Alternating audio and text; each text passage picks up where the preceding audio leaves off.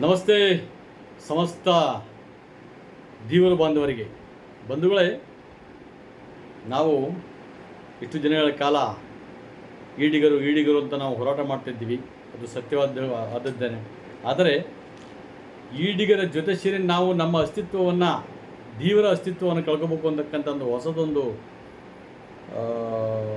ವಿಚಾರ ನಮಗೆ ಮನದಟ್ಟಾಯಿತು. ಹಾಗಾಗಿ ಬಂಧುಗಳು, ನಾವು ಯಾವುದೋ ಜಾತಿಯಲ್ಲಿ ಹುಟ್ಟಿದ್ದೀವಿ, ಆ ಜಾತಿ ಹೆಸರನ್ನು ಹೇಳಬೇಕು ಬಿಟ್ಟರೆ ಪಂಗಡಗಳನ್ನು ಸೇರಿಸಿದಾಗ ನಾವು ಆ ಪಂಗಡಗಳಾಗಿರ್ತಕ್ಕಂಥದ್ದು ಚೆನ್ನಾಗಿರೋದಿಲ್ಲ ಅನ್ನೋ ಭಾವನೆಯಲ್ಲಿ ಇವತ್ತು ನಾವೆಲ್ಲರೂ ಕೂಡ ಕರ್ನಾಟಕ ಸರ್ಕಾರ ಮತ್ತು ಭಾರತ ಸರ್ಕಾರ ಜನಗಣತಿಯನ್ನು ಪ್ರಾರಂಭ ಮಾಡಿದೆ. ಆ ಪ್ರಾರಂಭದಲ್ಲಿ ನಮ್ಮ ಜಾತಿಯ ಹೆಸರನ್ನೇ ನೋಂದಾಯಿಸಬೇಕು ಅಂತಕ್ಕಂಥದ್ದು ತಮ್ಮೆಲ್ಲರಿಗೂ ಮನವಿ ಮಾಡ್ಕೊಳ್ತೀವಿ. ನಾವು ದೀವರು, ಯಾವತ್ತೂ ಕೂಡ ನಾವು ದೀವರೇ, ಅವತ್ತು ದೀವರೇ, ಇವತ್ತು ದೀವರೇ, ಮುಂದೆ ದೀವರೇನೆ. ಹಾಗಾಗಿ ದೀವರು ಅಂತಕ್ಕಂಥ ಬರ್ಸೋದ್ರಿಂದ ನಮ್ಮ ಒಳಪಂಗಡದಲ್ಲಿ ಏನು ಸಿಗ್ತಕ್ಕಂಥ ಲಾಭಗಳನ್ನು ನಾವು ವಿಚಾರ ಮಾಡ್ಕೋಬೇಕಾಗುತ್ತೆ. ಒಳಪಂಗಡಗಳ ಹೆಸರಿನಲ್ಲಿ ಬೇರೆ ಯಾವುದೂ ಜಾತಿಯೂ ಕೂಡ ಇಲ್ಲ, ಅಲ್ಲಿರ್ತಕ್ಕಂಥದ್ದು ಕೇವಲ ದೇವರು ಮಾತ್ರ ಇದೆ ಅಂದ್ಕೊಂಡಿದ್ದೀನಿ. ಹಾಗಾಗಿ ಒಳಪಂಗಡಗಳ ಲಾಭವನ್ನು ಪಡಿಬೇಕಾದ್ರೆ ನಾವು ನಮ್ಮ ಸಂಪೂರ್ಣ ಏನು ಶಿವಮೊಗ್ಗ ಜಿಲ್ಲೆಯಲ್ಲಿರ್ತಕ್ಕಂಥ ದೇವರು ಇರ್ಬೋದು, ಉತ್ತರ ಕನ್ನಡದಲ್ಲಿರ್ತಕ್ಕಂಥ ದೇವರು ಇರ್ಬೋದು, ಉಡುಪಿ, ಮಂಗಳೂರು ಅಥವಾ ಬೆಂಗಳೂರು, ಎಲ್ಲಾದರೂ ಕೂಡ ದೇವರು ಅಂತಲೇ ಬರ್ಸ್ಬೇಕು ಅಂತ ತಮ್ಮಲ್ಲಿ ಮನವಿ ಮಾಡ್ಕೊಳ್ತೀನಿ. ಯಾಕೆಂದರೆ ಕೆಲವರು ಬೆಂಗಳೂರಿಗೆ ಹೋದಾಗ ಜನಗಣತಿ ಮಾಡುವಾಗ ನಾವು ಈಡಿಗರು ಅಂತಕ್ಕಂಥ ಬರ್ಸ್ತಕ್ಕಂಥದ್ದು ಅಲ್ಲ. ಈಡಿಗರು ಅಂತ ಬರ್ಸ್ಕೊಂಡ್ರೆ ನಮಗೆ ಒಳ ಮೀಸಲಾತಿ ಸಿಗೋದಿಲ್ಲ ಅಂತಕ್ಕಂಥದ್ದು ಕೆಲವರಿಗೆ ಗೊತ್ತಿರೋದಿಲ್ಲ ಪಾಪ. ಹಾಗಾಗಿ ಯಾರು ಗೊತ್ತಿರೋದಿಲ್ವೋ, ಗೊತ್ತಿರ್ತಕ್ಕಂಥವ್ರಿಗೆ, ಗೊತ್ತಿರ್ತಕ್ಕಂಥದ್ದು ತಿಳಿಸಿ. ಸಾಕಷ್ಟು ನಾವು ದೇವರು ಅಂತಕ್ಕಂಥ ಒಂದು ಸಂಸ್ಥೆ ಭಾಳ ದೊಡ್ಡ ಕೆಲಸ ಮಾಡ್ತಕ್ಕಂಥದ್ದನ್ನು ನಾವು ಈಗಾಗಲೇ ರಾಜ್ಯಾದ್ಯಂತ, ಸಾಮಾನ್ಯ ಬರೀ ಶಿವಮೊಗ್ಗ ಒಂದೇ ಅಲ್ಲ, ಇಡೀ ರಾಜ್ಯಾದ್ಯಂತ ತಮ್ಮ ಕಬಂಧ ಭಾವಗಳನ್ನು ಚಾಚಿಕೊಂಡು ಆ ಒಂದು ದೊಡ್ಡ ಟೀಮು, ಆ ಟೀಮ್ನವರು ನಾವು ದೇವರು ಅಂತಕ್ಕಂಥ ಹೆಸರಿನಲ್ಲಿ ಭಾಳ ದೊಡ್ಡ ಆಂದೋಲನ ಮಾಡ್ತಾಯಿದ್ದಾರೆ.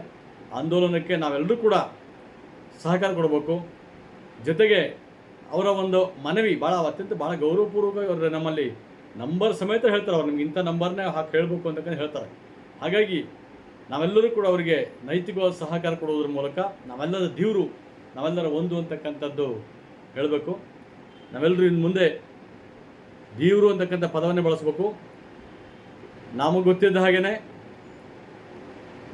ಬಂಗಾರಪ್ಪನವರು ಈಡಿಗ ಗ್ರೂಪಿನಲ್ಲಿ ನಮ್ಮ ದೇವರನ್ನು ಕೂಡ ಸೇರಿಸಿದರು.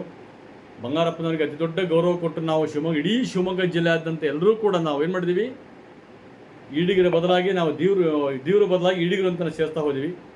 ಆದರೆ ಬಿಲ್ಲವರು, ಪೂಜಾರಿಗಳು, ಕೆಲವು ಜನ ಅವರು ಆ ಥರ ಹೇಳಲಿಕ್ಕೆ ಇಷ್ಟಪಡೋದಿಲ್ಲ.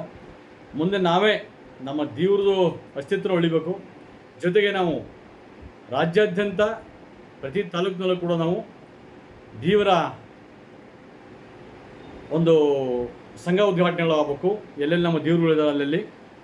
ಜೊತೆಗೆ ದೇವರ ಅಭಿವೃದ್ಧಿ ನಿಗಮ ನಮಗೂ ಆಗಬೇಕು. ಜೊತೆಗೆ ದೇವರಿಗೆ ಅನುಕೂಲ ಆಗ್ತಕ್ಕಂತಹ ಭವನಗಳಾಗಬೇಕು. ಇವೆಲ್ಲವನ್ನು ನಾವು ಮಾಡಬೇಕು. ಯಾಕಂದರೆ ಇವತ್ತು ಬಿಲ್ಲವರು ಎಲ್ಲಿ ಮೂಲೆಯವರು ಕೂಡ ಬಿಲ್ಲವ ಭವನ ಅಂತ ಕಟ್ಕೊಂಡು ಎಲ್ಲ ಕಡೆ ಅಡ್ಡಾಡ್ತಾ ಇದ್ದಾರೆ. ಅದೇ ರೀತಿಯಲ್ಲಿ ಕೂಡ ನಮ್ಮಲ್ಲೂ ಕೂಡ ಮುಖ್ಯವಾಗಿ ಸೊರಬ, ಸಾಗರ, ಹೊಸನಗರ, ತೀರ್ಥಹಳ್ಳಿ, ಶಿವಮೊಗ್ಗ, ಆಮೇಲೆ ಉತ್ತರ ಕನ್ನಡದ ಕೆಲವು ಭಾಗದಲ್ಲಿ ಪ್ರತಿ ತಾಲೂಕಲ್ಲೂ ಕೂಡ ದೇವರ ಭವನಗಳಾಗಬೇಕು.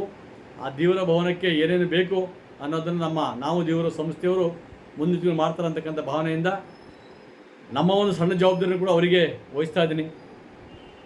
ಎಲ್ಲ ತಾಲೂಕಿನಲ್ಲೂ ಕೂಡ ದೇವರ ಭವನ ಆಗಬೇಕು. ದೇವರ ಭವನ ಆದಾಗ ದೇವರಿಗೆ ಮದುವೆ ಮುಂಜುಗಳಿಗೆ ಅದನ್ನು ಅತಿ ಕಡಿಮೆ ಖರ್ಚಿನಲ್ಲಿ ಕೊಡಬೇಕು ಅಂತಕ್ಕಂಥದ್ದು ನಮಗೆಲ್ಲರ ಆಸೆ. ಎಲ್ಲರಿಗೂ ಕೊಟ್ಟಂಗೆ ನಮಗೂ ಕೊಟ್ಟರೆ ನಾವು ಭವನ ಉಪಯೋಗ ಆಗಲ್ಲ. ಈಡಿಗರ ಭವನದಲ್ಲಿ ಕೆಲವು ಸಾಕಷ್ಟು ಕಡೆ ನಾವು ನೋಡಿದ್ದೀವಿ. ಕೆಲವು 1.5 ಲಕ್ಷ ಎಲ್ರಿಗೂ 1.5 ಲಕ್ಷ ಅಂತ ಹೇಳ್ತಾರೆ. ಹಾಗೆ ನಾವು ಈಡಿಗರ ಭವನ ಕಟ್ಟಿ ಉಪಯೋಗ ಇಲ್ದಂಗೆ ಆಗಿದೆ. ನಮ್ಮಲ್ಲಿ ಆಗೋದು ಬೇಡ.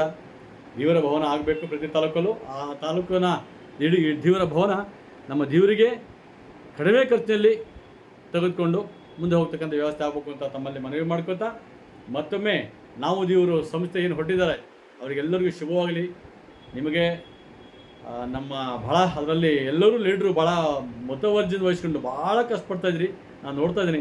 ಭಾಳ ಕಷ್ಟಪಟ್ಟು ಹಳ್ಳಿಗೆ ತಲುಪ್ತಕ್ಕಂಥ ವ್ಯವಸ್ಥೆ ಮಾಡಿದಿರಿ. ನಿಮಗೆ ದೇವರ ಪರವಾಗಿ ಅನಂತ ಧನ್ಯವಾದ ಹೇಳ್ತಾ, ಬಂಧುಗಳೇ, ನಾವು ದೇವರು ಅಂತಕ್ಕಂಥದ್ದು ಏನು ಶೀರ್ಷಿಕೆ ಇದೆ, ಆ ಶೀರ್ಷಿಕೆ ಮಾಡಿರ್ತಕ್ಕಂಥದ್ದು ಭಾಳ ಚೆಂದ ಮಾಡಿಕೊಂಡಿದ್ದಾರೆ. ಹಾಗಾಗಿ ಅದು ಕಂಟಿನ್ಯೂ ಆಗಬೇಕು ಮುಂದೆ. ಜೊತೆಗೆ ದೇವರಿಗೆ ಭಾಳ ದೊಡ್ಡ ಅನುಕೂಲ ಆಗಬೇಕು ಅಂತಕ್ಕಂಥ ವಿಚಾರದಲ್ಲಿ ಮಾತಾಡ್ತಾ ನನ್ನ ಮಾತಿಗೆ ವಿದಾಯ ಹೇಳ್ತಿದ್ದೀನಿ. ನಮಸ್ಕಾರ ಬಂಧುಗಳೇ. ನನ್ನ ಹೆಸರು ಡಾಕ್ಟರ್ ಮಂಚೇಗೌಡ BH, ಅಧ್ಯಕ್ಷರು ಕರ್ನಾಟಕ ಕ್ರಾಂತಿ ರಂಗ.